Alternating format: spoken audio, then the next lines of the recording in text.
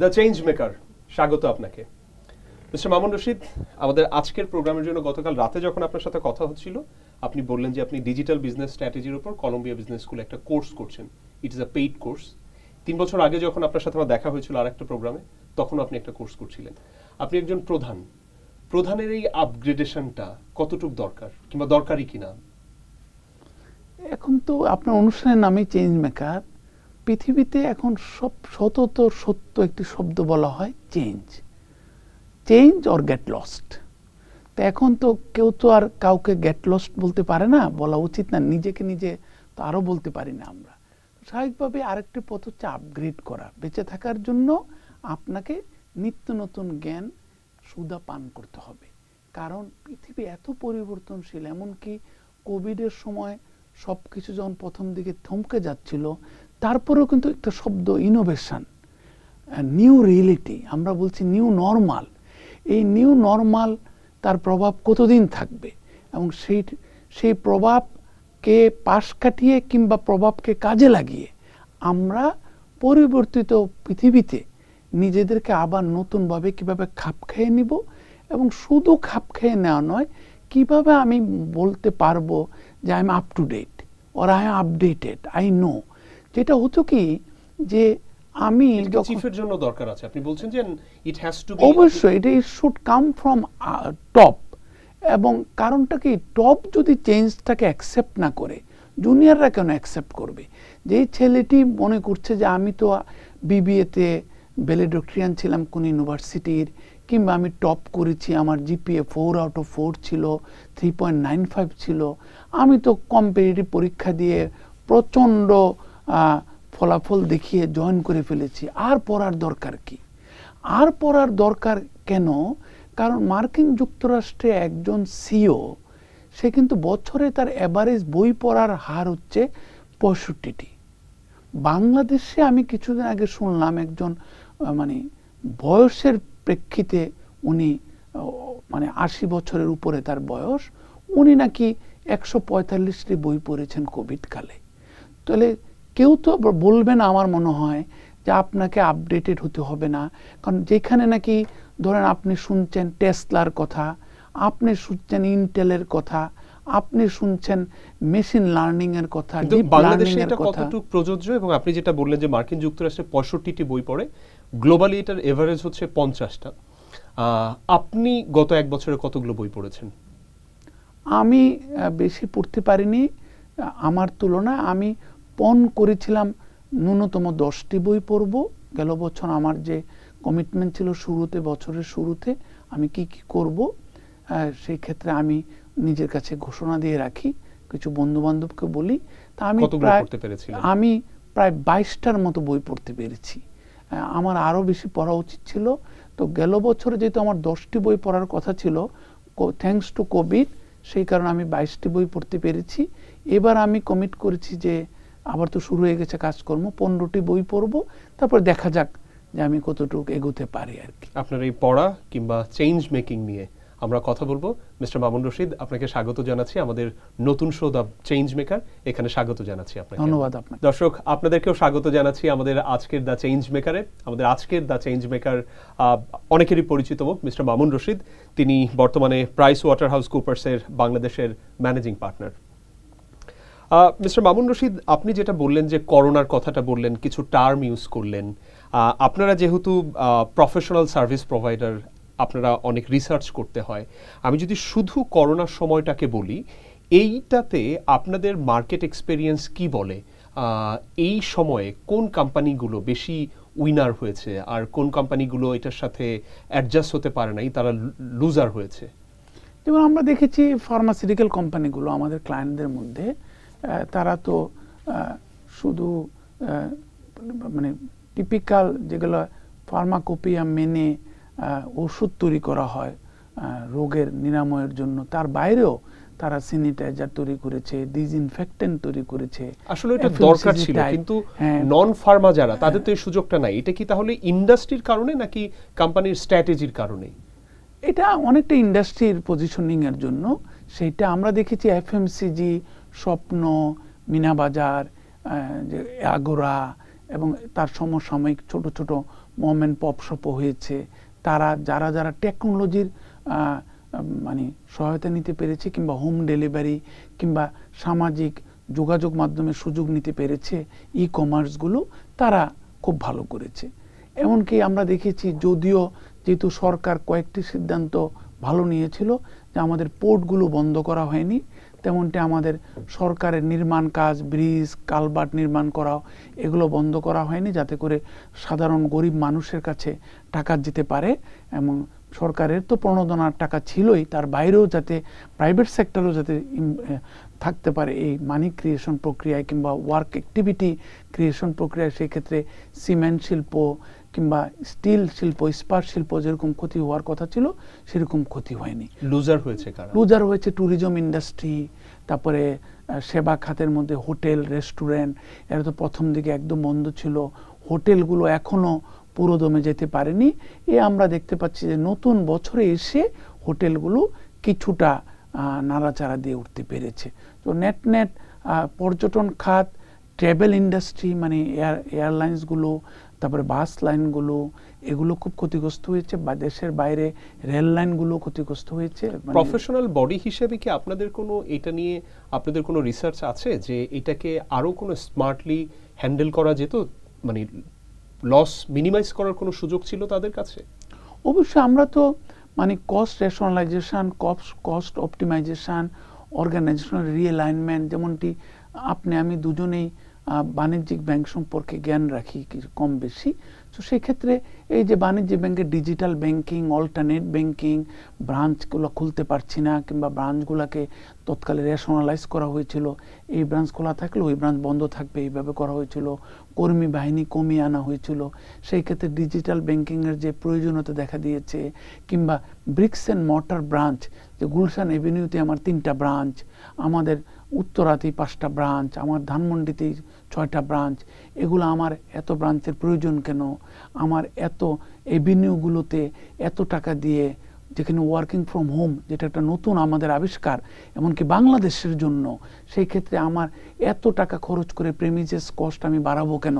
কিন্তু interesting mister Mamun Rashid, Gulshan এভিনিউতে যতগুলো ব্যাংকের ব্রাঞ্চ আছে কিংবা ওখানে কিন্তু এখনো ফুটপ্রিন্ট কমে নাই, এখনো কিন্তু মানুষ যাচ্ছে। আপনি যেটাকে বলছেন যে ডিজিটাল ব্যাংক কিংবা অল্টারনেটিভ ডেলিভারি চ্যানেল, এইটা কিভাবে একসাথে কাজ করবে এবং ট্রান্সফর্ম যে হবে, মানে মর্টার অ্যান্ড ব্রিক থেকে যে এই ডিজিটাল জায়গাতে যাবে, এই জার্নিটা এখন কেমন হবে? আমরা 2021-এ দাঁড়িয়ে এটা কত বছর নাগাদ এই জার্নিটা কেমন হবে? আমি কিন্তু একটু বিনীতভাবে আপনার সাথে দ্বিমত পোষণ করব। ফুটফল আমরা স্টাডি করেছি কয়েকটি 4টি ব্যাংকের ফুটফল, কিন্তু যেটাকে বলি ব্রাঞ্চে আসা, মানে পদযাত্রা, মানে পা ফেলা, সেটা অনেক কমেছে। কেমন আমরা বড় বড় ব্যাংকগুলোর, আমি ব্যাংকগুলোর নাম সঙ্গত কারণেই বলছি না, যেহেতু কাজ করছি আমরা, যে বড় বড় ব্যাংকগুলোতে 30 থেকে 40% ক্লায়েন্ট এই 10 মাসে, বিগত 10 মাসে একদিনের জন্য যাননি। আগে তারা যেতেন এবং একজন ক্লায়েন্ট সিনিয়র সিটিজেনরা তো একদমই যাচ্ছেন না। সিনিয়র সিটিজেনরা করছেন কি, তারা হয়তো কিছুটা কম্প্রোমাইজ করছেন, তাদেরকে হয়তো ট্রেনিং দিতে হবে, তারা এটিএম কার্ড দিয়ে ড্রাইভারকে দিয়ে টাকা তুলছেন, কিংবা একবারে কাউকে পাঠিয়ে টাকা তুলে এনে বাসায় রেখে দিচ্ছেন ক্যাশ টাকার জন্য, কিংবা ডিজিটাল অন্যান্য ফর্মে তারা কারো হেল্প। ইয়াংরা তো সব ডিজিটাল। আপনি মনে করেন যে সবচেয়ে বেশি স্ফুরণ যেটা ঘটেছে ফুড পান্ডা, hungryNaki.com, মানে যেগুলো হচ্ছে ফুড এফএমসিজি গুলো, হোম ডেলিভারির তো প্রচন্ড কর্মকাণ্ড বেড়েছে এবং এই যে মানুষ ইউজড হয়ে গেছে। মানুষ কিন্তু ওই লোকগুলো, মানে গতকালই আমাদের একজন শিক্ষক কলাম্বিয়া বিজনেস স্কুলের, উনি বলছিলেন আমাদেরকে যে no more you can see the normal customer in a McDonald store or in a KFC store or in even a Starbucks store. So ওইটা আর পূর্বের অবস্থা আর ফেরত যাবে না। না যাওয়া মানে তো ওখানে ওই প্রতিষ্ঠানগুলোর জন্য তো একটা ক্লায়েন্ট যদি ফুটফল পড়ে তার জন্য একটা কস্ট আছে, পার ক্লায়েন্ট ফুটফলের জন্য একটা কস্ট আছে, এটাও তো তার সেভ হয়ে যাচ্ছে। সো ডিজিটালি আমার আসলে যেতে হবেই। এখন আপনি যেটা বলছেন যে আমি এখন দেখছি না, কারণ দেখছেন না কেন, ওই যে বিল্ডিং এর মালিক, তার সাথে একটা চুক্তি করেছি আমি, আমার চুক্তি রিনিউ হবে আগামী বছর হয়তো জুলাইতে 3 বছর চুক্তি করেছি, আপনি যে ব্যাংকে কাজ করেন কিংবা আমি যে ব্যাংকে কাজ করছি। তো সেই ক্ষেত্রে 3 বছর আগে তো আমি এটা চেঞ্জ করতে পারবো না। আপনি দেখবেন যে 2-3টা ব্রাঞ্চকে রেশনালাইজ করে দিচ্ছি আমরা নিজেরাই বলছি।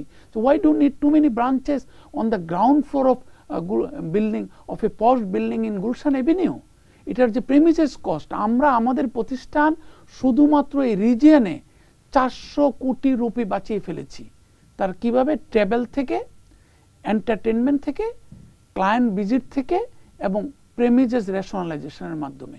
দিজ আর মানে প্রায়োরিটি এজেন্ডা কিন্তু যে কোনো প্রতিষ্ঠানের জন্য।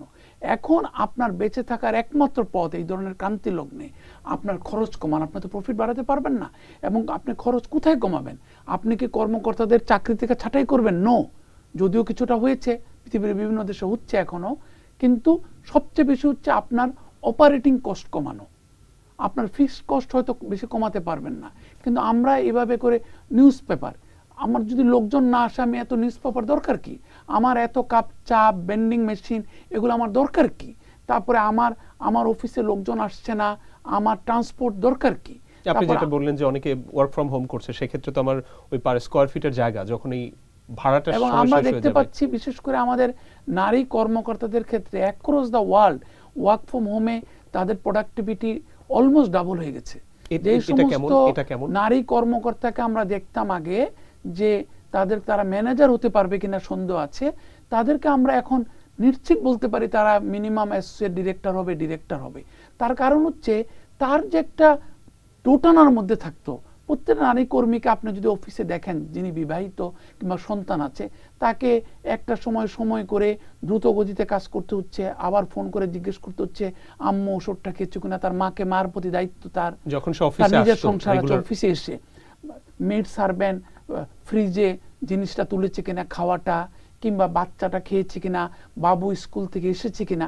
এই মাটা যখন বাসায় থাকছে তার অফিসের কাজে কোনো কমতি নাই, কিন্তু অফিসের কাজ করছে, প্রয়োজনে বাচ্চাকে কোলে নিয়ে অফিসের কাজ করছে।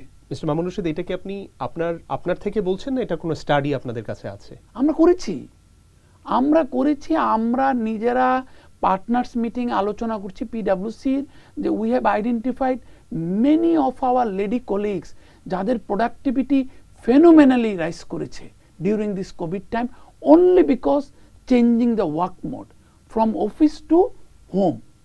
এইটা করে প্রত্যেকটা কাজে তারা ডেলিভারি দিচ্ছে। তারা স্যাটারডে সানডে বাইরে, দেশের বাইরে আপনি জানেন স্যাটারডে সানডে বন্ধ, আমরা রবিবারে মিটিং করছি, শনিবারে মিটিং করছি, রাত 9টায় মিটিং করছি। খালি আমাদেরকে বলছে can you give me half an hour leeway, আমার বাচ্চাটাকে ঘুম পাড়িয়ে আমি তোমার ওয়েবিনারে জয়েন করে ফেলছি, ডায়ালগে জয়েন করে ফেলছি। এটা কখনো হতো না।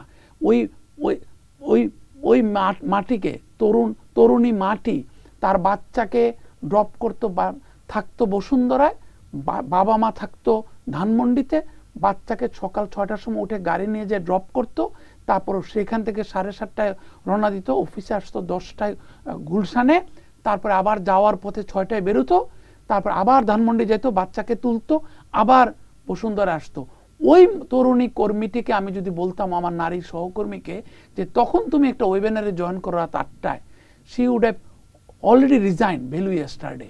এখন কিন্তু তা বলছে না। সে is dutiful to the kid, dutiful to the husband, dutiful to the home, dutiful to the parents. এটা একজন কর্মজীবী নারীর একটা বিরাট ভূমিকা।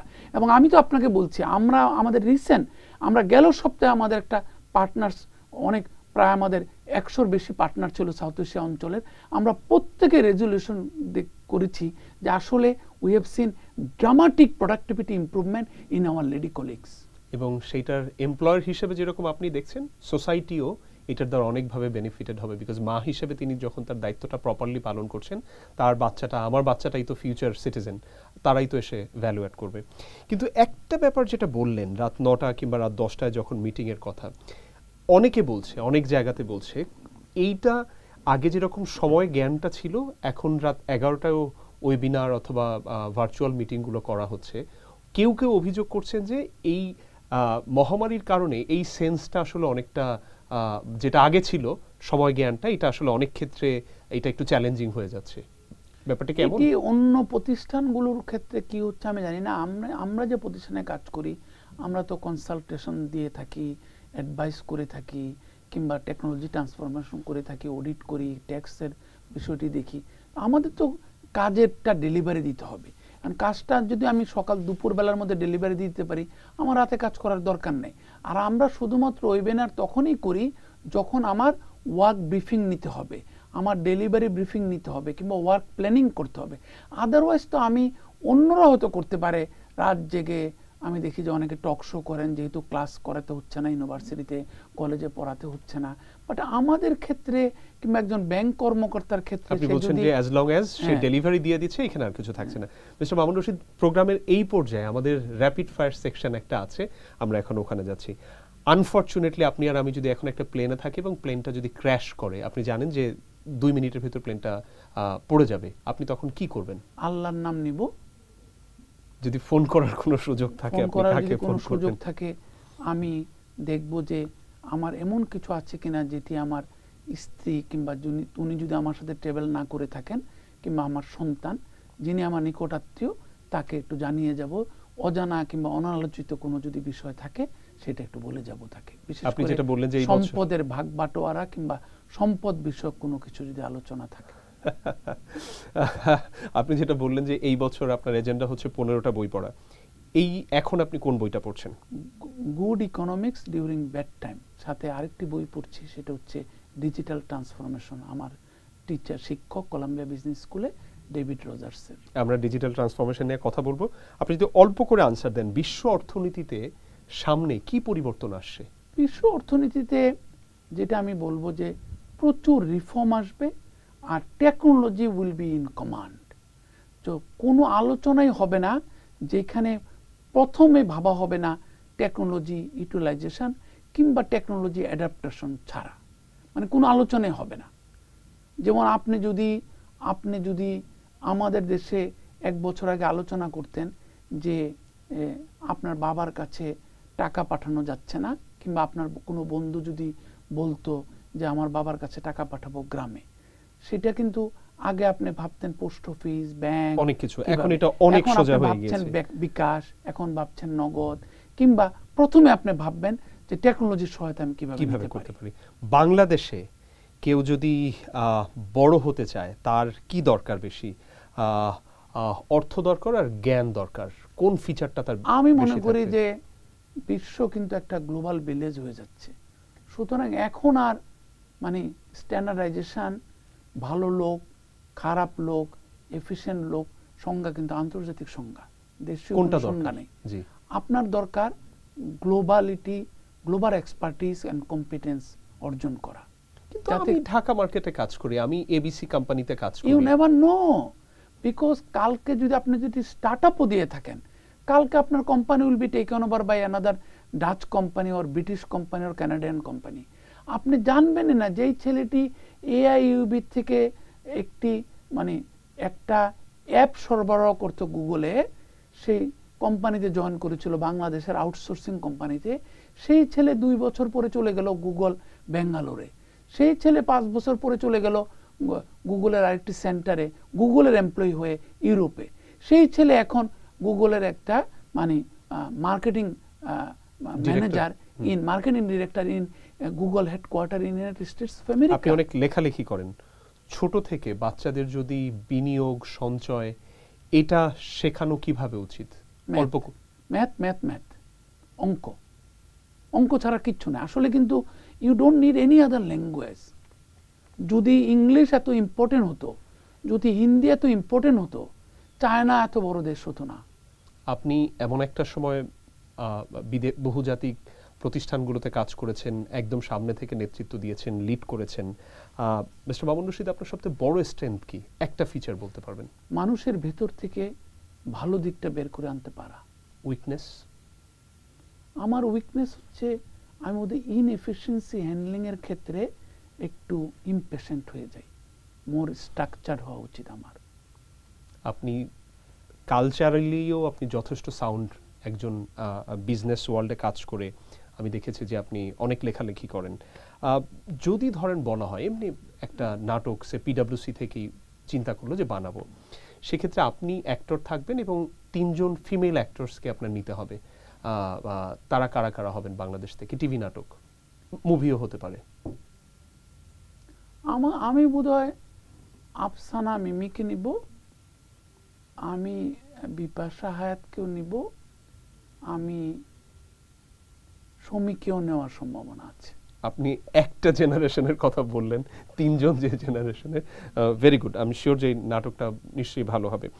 আপনার ব্যাপারে এমন কোনো তথ্য আমাদেরকে বলেন যেটা আপনার ফ্রেন্ডসরা, আপনার কলিগসরা জানে না মিস্টার মামুন রশিদের ওই ব্যাপারটা। আমি তো ক্যাডেট কলেজে পড়েছি, যার কারণে 47 বছর যাবৎ একই গ্রুপ অফ পিপলের সাথে চলি এখনো।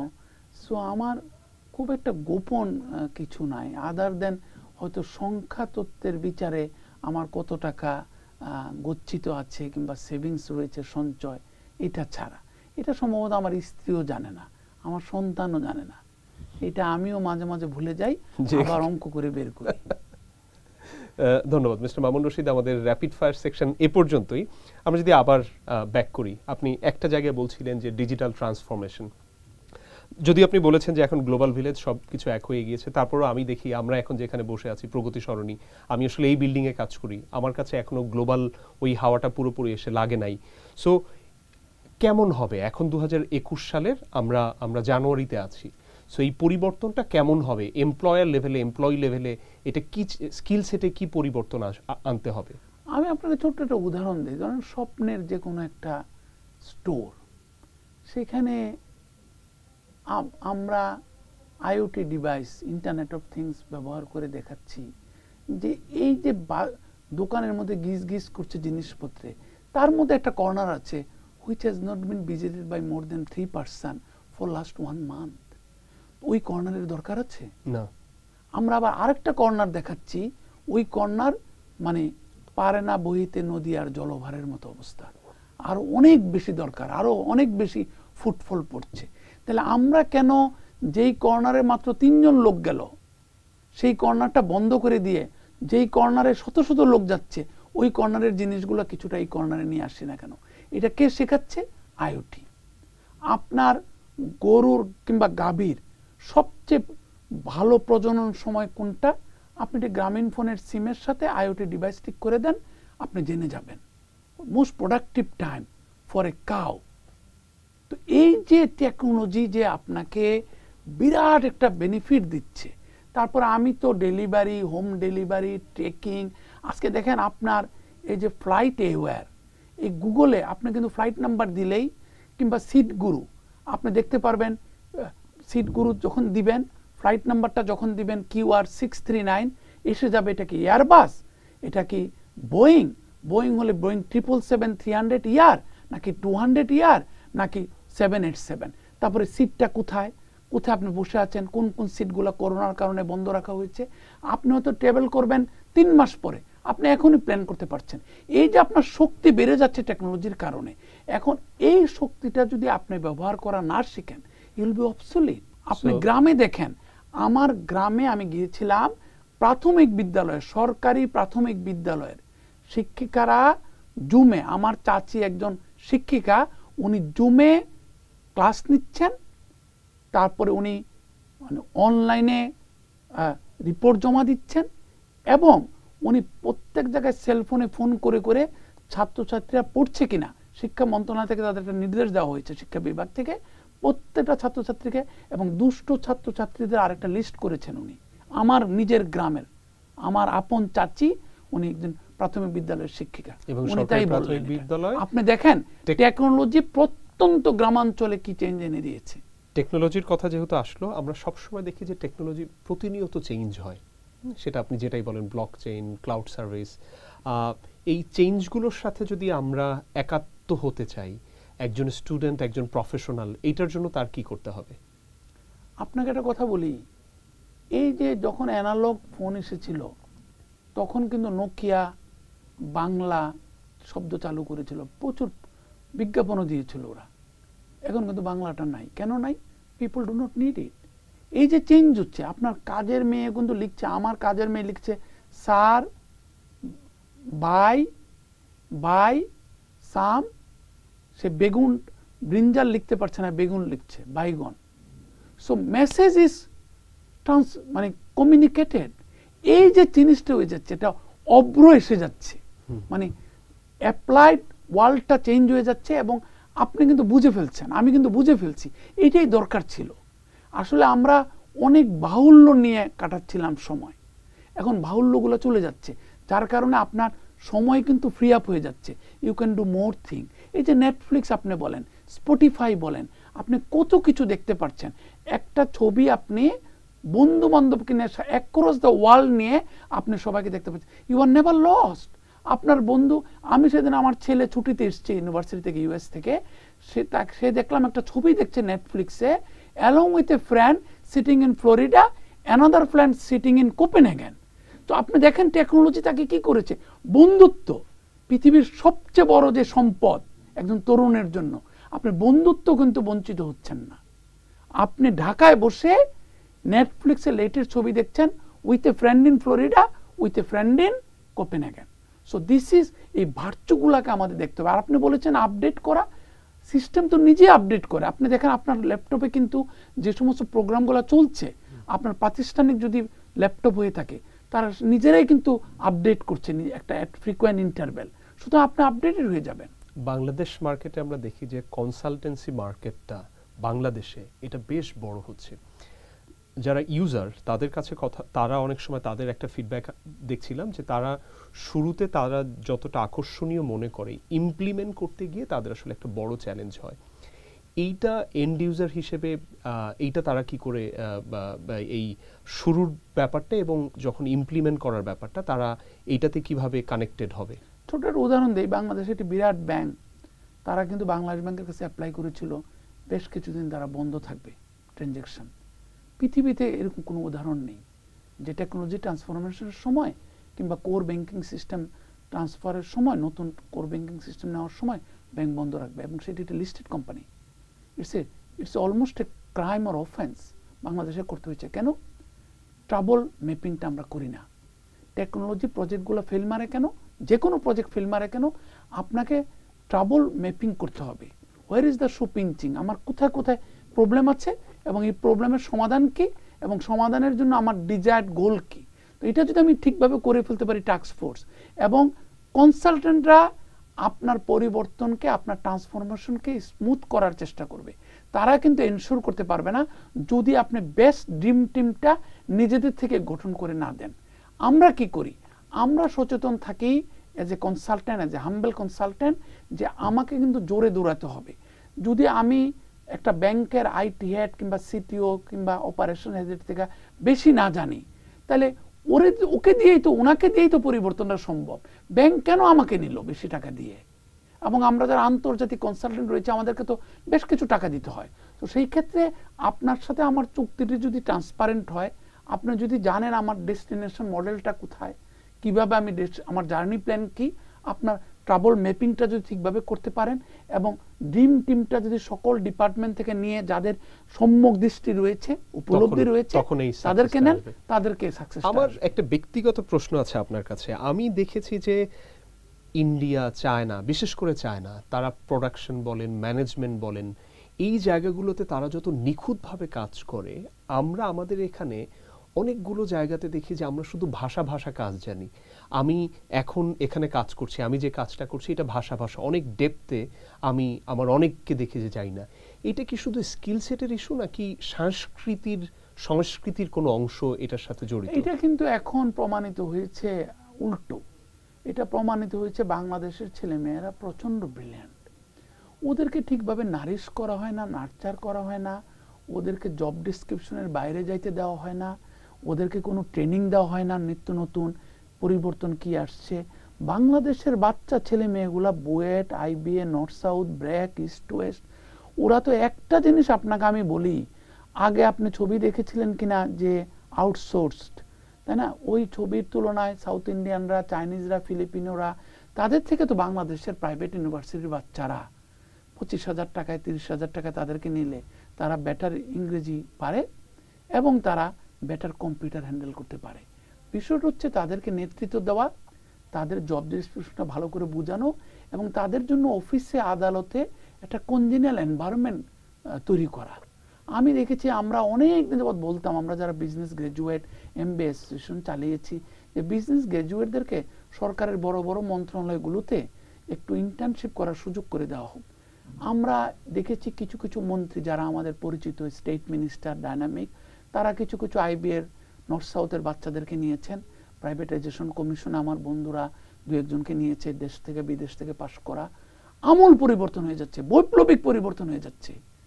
তারা মিনিস্টারের স্পিচ লেখার থেকে শুরু করে যে কোনো কিছু ফলো আপ করা, তাদেরকে যদি ট্রেনিং দেওয়া হয়, তাদেরকে যদি ডিউকে নিয়ে একটা জয়েন্ট সেক্রেটারিকে না পাঠিয়ে, সব সময় এডিশনাল সেক্রেটারিকে না পাঠিয়ে, কিংবা যে নাকি 1 বছর পরে রিটায়ার করবে তাকে না পাঠিয়ে, এই সমস্ত যদি একটা ড্রিম টিম তৈরি করা হয় গভর্নমেন্টের। আজকে প্রজেক্ট ইমপ্লিমেন্ট হচ্ছে না, সবচেয়ে বড় চ্যালেঞ্জ হচ্ছে, মাননীয় প্রধানমন্ত্রী নিজে বলছেন, এই সমস্ত প্রাইভেট সেক্টর থেকে যদি কিছু প্রজেক্ট ইমপ্লিমেন্টার রিক্রুট করা যায় এবং তাদেরকে যদি ডিউকে ELA পাঠানো যায়, হারবার্ডে পাঠানো যায়, MIT-তে পাঠানো যায়। আমাদের শিবলি রুবায়তুল ইসলাম বলেছেন যে আমি আমাদের এখানে CFNI ACCNI আমরা তৈরি করে নিয়ে আসব, আমরা আমাদের মানে ইন্স্যুরেন্সের যে অ্যাকচুয়ারি নাই, এগুলা কোনো ব্যাপার না। এবং উনি অত্যন্ত আনন্দের সাথে আমাকে বলেছেন যে মাননীয় প্রধানমন্ত্রী নাকি শোনার পরে বলেছেন ডান, একটি শব্দ মাত্র উচ্চারণ করেছেন।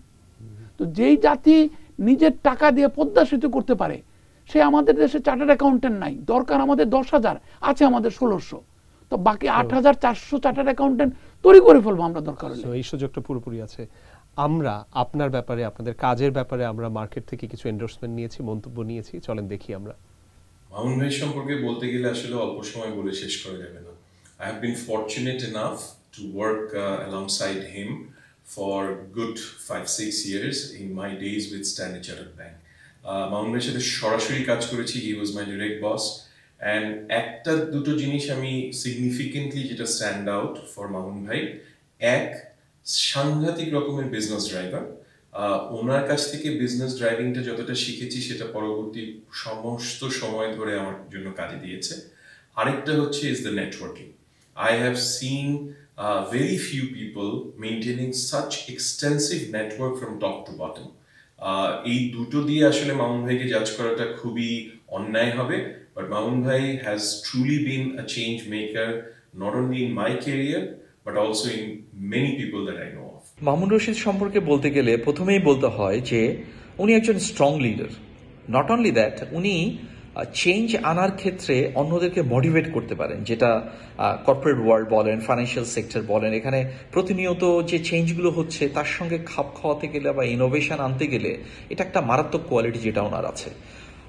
সেকেন্ডলি আমি বলবো যে অনেক কিছু ওনার ক্যারিয়ারের প্রথম দিকে অথবা মধ্য ক্যারিয়ারে উনি অনেক প্রোডাক্ট করেছেন যেগুলো বাংলাদেশের মার্কেটে নতুন ছিল, লাইক মাইক্রো ক্রেডিট রিসিভেবল সিকিউরাইজেশন থেকে শুরু করে তখনকার দিনে সবচেয়ে বড় IPO বলেন, বা FDI আনার ক্ষেত্রে যে রোল, এবং ইন্টারন্যাশনাল একটা ব্যাংক অ্যাকুইজিশন করার পরে যে চেঞ্জগুলোকে ম্যানেজ করা, আমার মনে হয় এগুলোতে উনি অনেক মুনশিয়ানা দেখিয়েছেন। এবং আমার মনে হয় যে বাংলাদেশে যদি ফাইন্যান্সিয়াল সেক্টরে চেঞ্জ আনার ক্ষেত্রে বা নতুন জিনিস করার ক্ষেত্রে যদি কারো নাম আনতে হয় তাহলে সর্বাগ্রে ওনার নাম চলে আসবে। আমরা প্রোগ্রামের একেবারে শেষের দিকে, আপনারা প্রফেশনাল সার্ভিস নেটওয়ার্ক অনেক কাজ করেন, ফিউচারিস্টিক বিজনেসগুলো কি এবং ফিউচারিস্টিক স্কিল সেটগুলো কি হওয়া উচিত মিস্টার মামুন রশিদ? আমি তো একবার টেকনোলজির কথা অনেক বলে ফেলেছি, তারপর হচ্ছে working from home, home delivery, logistics, last leg delivery, তারপর হচ্ছে অটোমেশন, কনজিউমার বিহেভিয়ারকে বুঝতে পারা, ট্রেকিং করা, ট্রেসিং করা, এবং কনজিউমার বিহেভিয়ারে যে শিফট করছে সেগুলা, অ্যান্ড সলিউশনগুলা, টেকনোলজি বেসড সলিউশনগুলো কী ধরনের হবে সেটা আমাদের বুঝতে হবে। এবং লিডারশিপ মানে তারপরে হচ্ছে ম্যানেজারিয়াল স্কিল সেটে ব্যাপক পরিবর্তন আসবে, যার কারণে আমরা যে ওয়ার্কিং ফ্রম হোম থেকে হোক, কিংবা এডুটেক থেকে হোক, কিংবা আমাদের টেসলার সাফল্যের জন্য হোক, ইন্টেলের সাফল্যের জন্য হোক, ফেসবুকের সাফল্যের জন্য হোক, এই যে সামাজিক গণমাধ্যমের মাধ্যমে বিক্রয় করা কমার্সের স্ফুরণ হোক, আর সবচেয়ে ইম্পর্টেন্ট হবে যে আমি কর্পোরেট গভর্নেন্সকে কিভাবে ইমপ্রুভ করব।